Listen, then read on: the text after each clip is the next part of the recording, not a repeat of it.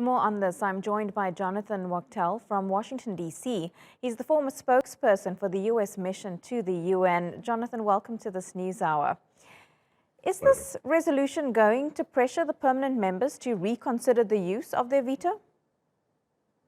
That's a very good question. Pressure is something that, if you don't have something legally binding, is only limited in the scope. Certainly, it is a move that will isolate even further in terms of world opinion, but in terms of having some sort of legal effect on the permanent members of the Security Council who decide to use the veto, absolutely not. So it's limited. It's more symbolic as opposed to something substantive that will actually bring about the type of reform that is wanted.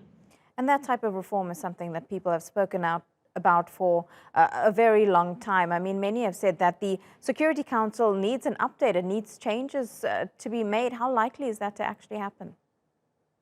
You know, Yashni, this debate within the Security Council goes back decades. It's really difficult to change the dynamic of a body, in this case, the Security Council, when you have these vetoes available to these permanent members of the Security Council, because they will block anything that's against their national interest. So Russia, not surprisingly, blocked the latest attempts by Security Council members to do something to try to bring an end to the conflict in Ukraine. There is no way that Russia would agree to, censoring themselves, essentially. It's just not a realistic picture at all. The other thing is any move to try to do something substantive within the Security Council, let's say try to ban a member of the Security Council or block them, a permanent member, is impossible because the veto assures that member state of the Security Council that holds that permanent seat, whether it's Russia, the UK, the United States, France, and China, they won't allow it. They will never do anything that's against their own national interest. Well, the U.S. has actually used its veto the most after Russia. And like you said, both countries could argue they're well within their rights, within their national interests. But really, is it all fair?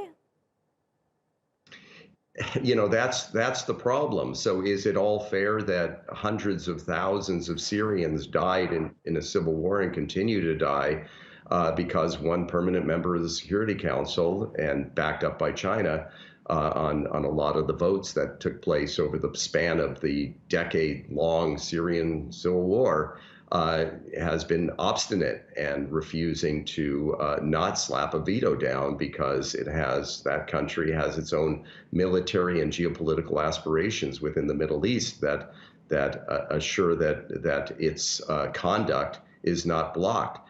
It is a problem, and oftentimes we see an immoral stance of a Security Council member that blocks what should be a no-brainer in terms of trying to put an end to bloodshed in certain theaters in the world. It really is a fault of the UN system.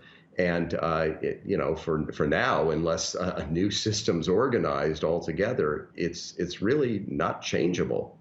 Yeah, and of course that fault, as you say, could be argued to so many conflicts in the world, what's happening in Israel, Palestine, Syria, and now in Ukraine. Jonathan Wachtel, really appreciate you coming onto this program. Thank you so much.